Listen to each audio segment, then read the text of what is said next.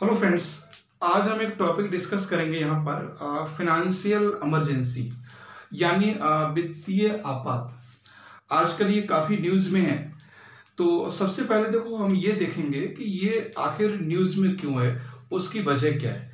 तो सबसे पहले हमें यही देखना है कि व्हाई इन इस न्यूज़, यानी ये ऐसा क्या रीज़न है कि ये न्यूज़ में इस समय क्यों है। ठीक है, तो न्यूज़ में होने का इसका एक रीज़न आप जानते हो कि इंडिया ही नहीं बल्कि पूरा विश्व इस चीज़ से गुजर रहा है कि पूरे पूरे वर्ल्ड में वित्तीय अस्थिरता या फाइनेंशियल अनस्टेबिलिटी जैसी स्थिति है। ठीक है, तो इस समय ये भारत में लग सकता है या नहीं लग सकता है, तो इस तरह से क्वेश्चन यहाँ से बन सकता है।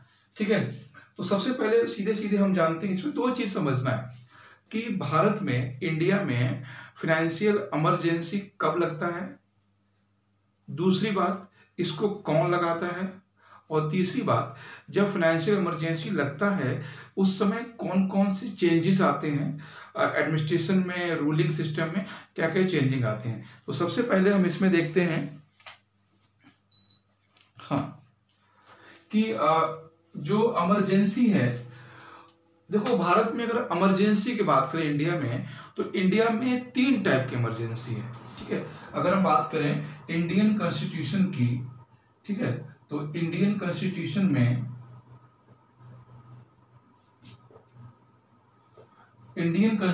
में तीन टाइप की इमरजेंसी की बात की गई है। ठीक है, 3 टाइप की। तो पहले में टाइप को देख लेते हैं कौन कौन सी। पहला है नेशनल इमरजेंसी। पहला क्या है इसमें, नेशनल इमरजेंसी। ठीक है, इसको हम बोलते हैं राष्ट्रीय आपात, नेशनल इमरजेंसी। और ये और इसका जो जिक्र है वो है 352 आर्टिकल में। दूसरा है स्टेट इमरजेंसी, या स्टेट इमरजेंसी को हम प्रेसिडेंट रूल भी कहते हैं। ठीक है, स्टेट इमरजेंसी को हम प्रेसिडेंट रूल भी कहते हैं। स्टेट इमरजेंसी को प्रेसिडेंट रूल, ठीक है, प्रेसिडेंट रूल भी कहते हैं। और ये 356 आर्टिकल में, ठीक है, हमारी बात समझ आ रही है आपको कि ये 356 आर्टिकल में है। उसके बाद हम सीधे सीधे देखते हैं कि फाइनेंशियल इमरजेंसी, जो फाइनेंशियल इमरजेंसी है, ठीक है, वो आर्टिकल 360 में, जो फाइनेंशियल इमरजेंसी है वो आर्टिकल 360 में, और इसी के बारे में हमें बात करनी है। तो यहाँ हमने जो बातें समझी हैं, पहला तो ये कि भारत में जो इमरजेंसी है वो हमारे संविधान में 3 टाइप की है। National emergency article 352, state emergency जिसको हम प्रेसिडेंट रूल बोलते हैं, और तीसरा फाइनेंशियल इमरजेंसी जो 360 में आर्टिकल में है। ठीक है, अब हम बात करेंगे सिर्फ फाइनेंशियल इमरजेंसी की, यानी 360 की। ठीक है, तो अब हम देख लेते हैं फाइनेंशियल इमरजेंसी। एक बात मैं आपको बता दूं, भारत में जो इमरजेंसी है वो 3-4 बार लग चुका है। भारत में इमरजेंसी 3-4 बार लग चुकी है, और भारत में प्रेसिडेंट रूल 100 बार से ज़्यादा लग चुका है। ठीक है, स्टेट इमरजेंसी, लेकिन अभी तक भारत में फाइनेंशियल इमरजेंसी नहीं लगी है कभी भी। ठीक है, और अगर बात करें नेशनल इमरजेंसी की, तो 62 के समय, 65 के समय, 71 या 75, तो काफ़ी समय 3 से 4 बार तक नेशनल इमरजेंसी लग चुकी है। लेकिन स्टेट इमरजेंसी तो अक्सर लगती रहती है 100 बार से ज़्यादा, प्रेसिडेंट रूल। और उसके बाद है फाइनेंशियली इमरजेंसी, ये अभी तक कभी भी नहीं लगी है। तो सबसे पहली बात है कि जो फाइनेंशियल इमरजेंसी है वो संविधान के किस पार्ट में है वो हमें समझना है। ठीक है, तो वो पार्ट है 80, 18वें पार्ट में है। और आर्टिकल क्या है इसको समझना है ना। आर्टिकल है 360। ठीक है, आर्टिकल 360 में, और ये कौन लगाता है, ये बात हमें समझनी है। ये लगाते हैं president of India, president of India, ठीक है। अगर प्रेसिडेंट ऑफ इंडिया को ये रियलाइज हो जाए, अब ये रियलाइज हो जाए का मतलब है कि वो चीजें हमें देखना है जिन पे president of India financial emergency लगाते हैं। तो उसमें दो कंडीशन है। अगर प्रेसिडेंट ऑफ इंडिया को दो कंडीशन रियलाइज हो जाती हैं इंडिया में, तो वो फाइनेंशियल इमरजेंसी लगा सकते हैं, ठीक है। तो कौन कौन सी वो दो कंडीशन है, इसको हमें समझना है। तो पहला है, इसमें एक है वो है फाइनेंशियल अनस्टेबिलिटी। फाइनेंशियल अनस्टेबिलिटी का मतलब अगर वित्तीय स्थिरता खतरे में हो, ठीक है। पहला तो है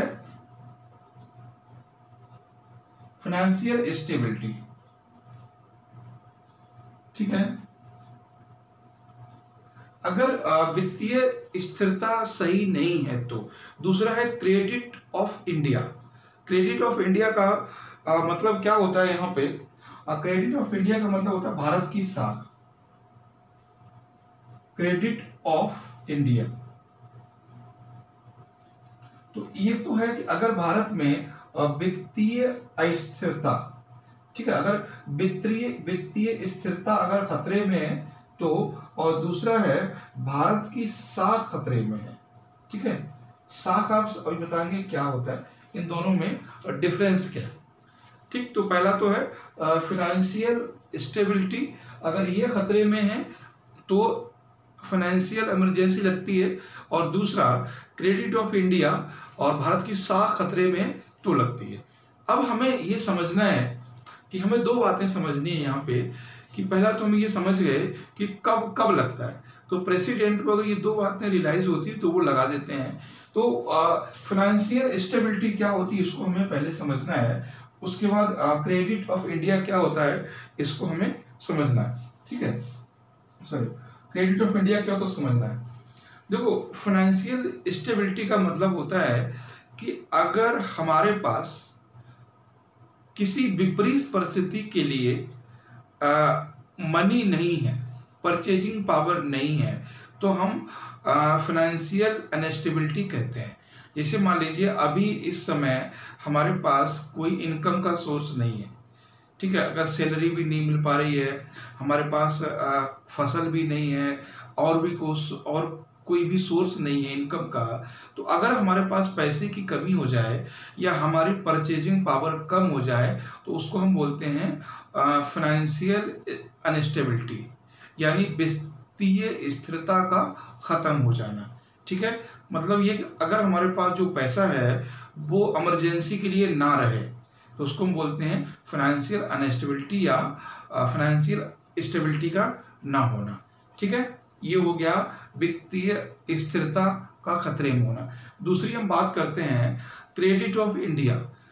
क्रेडिट ऑफ इंडिया का मतलब है कि अगर हम या सरकार अपने जो एम्प्लॉय हैं उनको सैलरी न दे पाए, या जो बाहर से लिया हुआ कर्जा है वो वापस ना कर पाए, ठीक है, तो इसको हम बोलते हैं क्रेडिट ऑफ इंडिया खतरे में है, ठीक है। तो दो ही बात समझना है। फाइनेंशियल अनस्टेबिलिटी का मतलब है हमारे पास विपत्ति काल के लिए कोई परचेजिंग पावर, यानी हमारे पास इनकम का सोर्स नहीं है, हमारे पास सेविंग नहीं है, उसको हम बोलते हैं वित्तीय स्थिरता का खत्म होना या खतरे में होना। अगर हम अपने एम्प्लॉय का अगर हम लिया हुआ पैसा वापस नहीं कर पाते हैं तो उसको बोलते हैं क्रेडिट ऑफ इंडिया का खतरे में होना। अगर दोनों स्थिति ऐसी होती हैं तो प्रेसिडेंट ऑफ इंडिया देश में फाइनेंशियल इमरजेंसी लगा सकते हैं। अगर वो फाइनेंशियल इमरजेंसी लगाते हैं तो क्या क्या चीज़ें होती हैं उसको हमें समझना है। क्या वो करते हैं, क्या क्या चीज़ें चेंजेस आते हैं हमारे सिस्टम में, और क्या उसका इम्पैक्ट हो सकता है वो हमें समझना है, ठीक है। तो ये तो बात समझ गए। तो पहली चीज़ है कि ये आपने नोट कर लिया। अब हम बातें करते हैं जब फाइनेंशियल इमरजेंसी लगती है तो क्या क्या उसका इम्पैक्ट होता है, क्या क्या चीज़ें चेंजेस होती हैं। तो सबसे पहले तो प्रेसिडेंट ऑफ इंडिया, एक बात ध्यान रखना है, president of India central government को और स्टेट गवर्नमेंट को डायरेक्शन देते हैं। ठीक है। प्रेसिडेंट ऑफ इंडिया यानी भारत के जो राष्ट्रपति हैं वो डायरेक्शन देते हैं, ठीक है। किसको देते हैं? दोनों सरकारों को देते हैं, वो सेंट्रल गवर्नमेंट और स्टेट गवर्नमेंट, ठीक है। वो दोनों सरकारों को ही डायरेक्शन देते हैं, निर्देश देते हैं, आदेश देते हैं क्या कि वो अपने खर्चे में कटौती करें और सेविंग्स को बढ़ाएं, ठीक है। मेरी बात समझ रहे हो आप कि वो जो एक्सपेंडिचर है, जो एसेंशियल वर्क नहीं है उसको आप ना करें और पैसे को बचाएं, ठीक है। पैसे को आप बचाएं और फ्यूचर के लिए रखें। तो सेंट्रल गवर्नमेंट को, स्टेट गवर्नमेंट को एक्सपेंडिचर को कम करने की बात करते हैं वो, और जो एसेंशियल गुड्स हैं, एसेंशियल सर्विस है, उन्हीं पर खर्च करने के लिए वो निर्देश देते हैं, ठीक है। और सेंट्रल गवर्नमेंट का एक ये भी है, आपने सुना होगा कि सुप्रीम कोर्ट, हाई कोर्ट के जो जज हैं उनकी सैलरी किसी भी स्थिति में कम नहीं की जाएगी। लेकिन फाइनेंशियल इमरजेंसी एक ऐसी स्थिति होती है जहां पर सुप्रीम कोर्ट ऑफ इंडिया के जज और हाई कोर्ट के जजों की सैलरी भी कम की जा सकती है, रोकी जा सकती है, लेट हो सकती है। मेरी बात समझ गए? और भारत सरकार इस समय ये बोलती है अपने कर्मचारियों से कि वो कम से कम एक दिन का जो वेतन है वो दान करें, और क्योंकि सरकार के कर्मचारी हैं तो उनके लिए एक तरह से ऑर्डर होता है और वो एक तरह से सपोर्ट का काम भी करते हैं और वो करते भी हैं, ठीक है। तो अगर भारत सरकार ये कह दे कि हर कर्मचारी एक दिन का अपना सैलरी यानी जो पीएम केयर फंड है उसमें देंगे, तो सभी लोग करते हैं क्योंकि आखिर हम उसी के कर्मचारी हैं भारत सरकार के, ठीक है। तो लेकिन हालांकि ये जो कंडीशन है वो कोई मजबूरी में नहीं होती है, प्रेशर नहीं होता है, ठीक है। तो प्रेसिडेंट क्या करते हैं?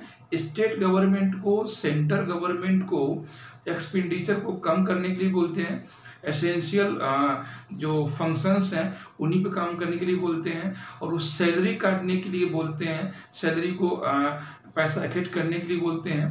और क्या इसका इम्पैक्ट पड़ेगा, ठीक है। इसका इम्पैक्ट क्या होता है? तो इम्पैक्ट इसका ये होता है कि प्रेसिडेंट का मतलब है कि वो सेंटर के अंडर में है, ठीक है। प्रेसिडेंट क्या होता है? सेंट्रल गवर्नमेंट का रिप्रेजेंट माना जाता है। तो कभी कभी ऐसा विवाद आता है कि अगर मान लीजिए सेंटर में गवर्नमेंट है बीजेपी की और स्टेट में है कांग्रेस की, ठीक है, तो अगर किसी अदर पार्टी की है तो इसमें क्या होगा, ये लोग ये आरोप लगा सकते हैं विपक्ष की पार्टी वाले कि हमारे साथ भेदभाव किया जा रहा है।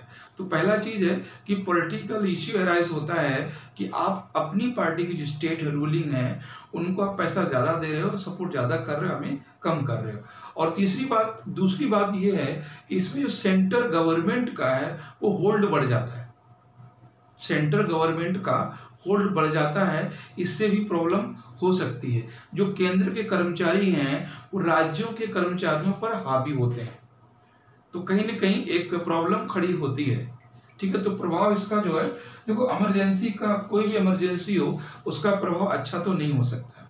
तो प्रभाव इसका यही है कि केंद्र और राज्यों के बीच में जो रिलेशनशिप है उसमें भी एक निगेटिव इम्पैक्ट पड़ेगा, और दूसरा कि जो केंद्र कर्मचारी हैं वो भी कहीं ना कहीं उनसे भी प्रॉब्लम होगी। तो ये था आपका प्रेसिडेंट ऑफ इंडिया क्या क्या डायरेक्शन देंगे।